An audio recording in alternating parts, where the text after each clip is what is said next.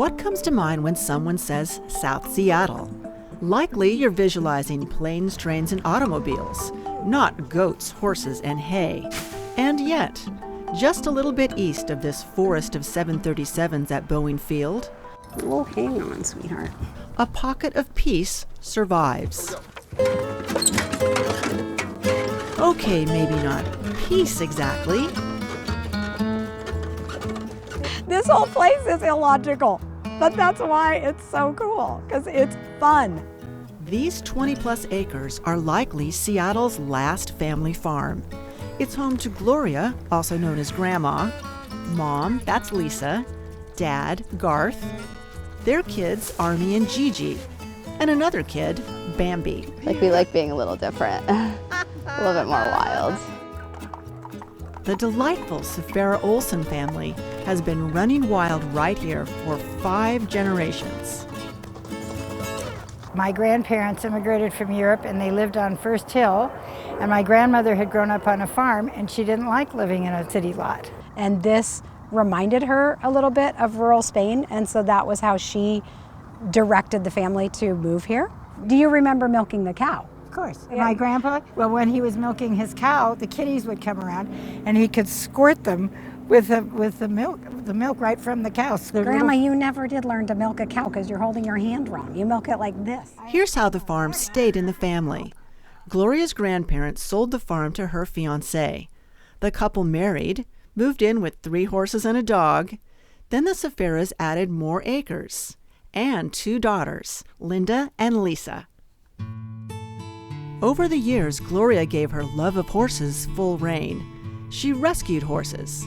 She bred ponies, and the farm became a kid magnet. It still is. Today, a new generation is learning to ride, getting a rare taste of country living in the city. It is a little heaven here, and I don't know what I would do without it. Farms didn't used to be rare. As late as 1950, according to the U.S. Census, there were more than 100 farms in Seattle. Ballard was known for dairies, Magnolia too. We are at the epicenter of modern Seattle, also known as South Lake Union, where Amazon, Facebook, and Google appear to be competing for who can have the coolest offices. In 1885, Amazon was a jungle. Mercer Street was a brand new wagon road. And believe it or not, right here at the corner of Bourne and Mercer, there was a pretty big farm where the Raber family grew vegetables and raised chickens. These days, the only reason a chicken would cross this road would be to commit suicide. Most foul. And speaking of farm critters in traffic, I remember perfectly the home telephone rang. in the fall of 1985, back at Seattle Farm, teenage Lisa just got home from school when the phone rang. I can remember it perfectly. Your steer is on I-5 headed north towards Seattle. Lisa and her sister Linda sat in stunned silence. That's when they heard it, news helicopters. So we got in the horse trailer and we followed the helicopters. That's how we found our steer. The roundup made front page news as Linda threw her body across the steer and police helped the girls wrangle it, unhurt, into the trailer. A more serious family story, starting about 20 years ago, involves Gloria. Lisa, who is a physician, was in medical school at the time. She saw symptoms that her mom might have cancer, which turned out to be true. I'm so glad. Army remembers saying goodbye to his grandma in the hospital more than once. She would be on her deathbed again, every time, and then she'd be like, "Great, the horses." No one offered to baby the horses. Army believes that's why his grandma rallied. This is the Cushing's disease medicine because the horse I'm going to give it to has the equivalency of human diabetes. Today, Gloria has been cancer-free for years, and she's out here every day spoiling these He ponies. took it out of my hand because he loves his baby food and he loves his medicine. So there's a lot to celebrate. 100 years to the day since this family got the deed to Seattle Farm. This is like the most important person here, my mother.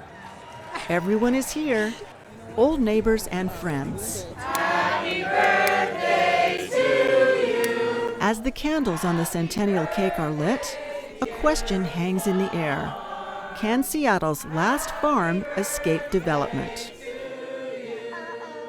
I do think that it is maybe the largest privately held residential piece of land left in the city that's undeveloped. Builders make I offers. mean, it's worth a lot of money, so. But I don't have any intention on selling it. How could you sell the place where Army learned to grow giant pumpkins? Where Gigi became a champion rider? When I think about the future, I don't know how I'm gonna top this place. Where Grandma rescued horses, We're gonna set and they this rescued her right back. back in the saddle again. For the foreseeable future, Seattle Farm is not for sale. And isn't it good to know that somewhere in the heart of the Emerald City, horses still run free?